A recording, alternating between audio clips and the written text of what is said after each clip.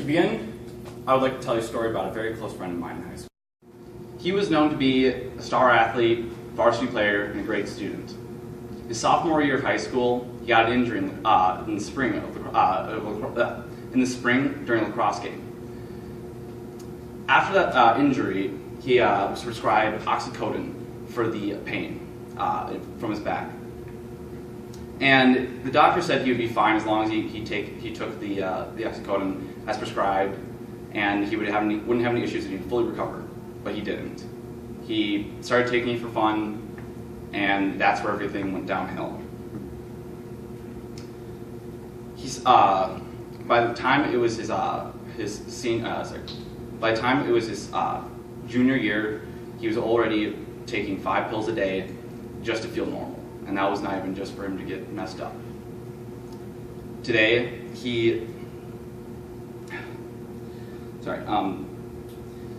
by his senior year, he was kicked out of his house by his parents. He had 2 possession charges, and he's now addicted to heroin. I wish there's something I do. There's nothing I can do at this point. That is why the Fargo-Moorhead issue with the heroin epidemic hits home to me. The Fargo-Moorhead area has been struggling with an increased usage and overdoses of heroin and drugs like heroin and fentanyl, and this harms our community. I would like to inform you about how the addiction starts, the effects on the community, and the ways to help. In an interview by KVRR by Sarah Branchbill, interview of Chuck Bergenson, a counselor of drug addicts for 6+ years, he states that he has never seen an increase of drugs like heroin and fentanyl ever since this last year. He attributes most of these rising addictions to drugs like Oxycontin and oxycodone that are prescribed by doctors. They're easy to get and easy to take, but the thing is, once you get hooked, you need more and more and more, and it costs more. And the thing is, once you get to that point where you can't afford the pills, you have to move to heroin. To move to my next point, I'd like to talk about how heroin and fentanyl should not be taken lightly at all.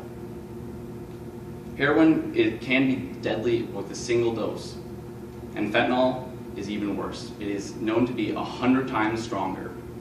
And the problem with many overdoses now is that fentanyl is used to put into heroin to make it stronger. In an NPR article by Bob Collins, there's 16 deaths alone in the Fargo-Moorhead area just from 2016. And one of the deaths that stood out was from a father named Brian Revenfield. His son, shortly before he took his own life by taking a lethal dose of heroin, texted him, "I can't take it anymore, all I want is heroin. All I want to do is silence it." This is shortly before he killed himself. I know this isn't easy to hear, but there's things we can do. You need to make sure, to move to my next point, we need to look out for each other and our family members. If you ever notice any friends or family abusing drugs like Oxycontin or oxycodone, don't be afraid to confront them. It will only help them. It may hurt at the beginning, but you need to help them. And if you ever notice any suspicions to heroin or fentanyl use, do not hesitate to get them help. They need it, and we do not want any more deaths. In conclusion, fentanyl and heroin have a horrible effect on the Fargo-Moorhead area and our community. And I went over how people get addicted, how it affects us, and what we can do to help.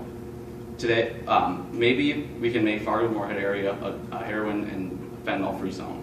Thank you.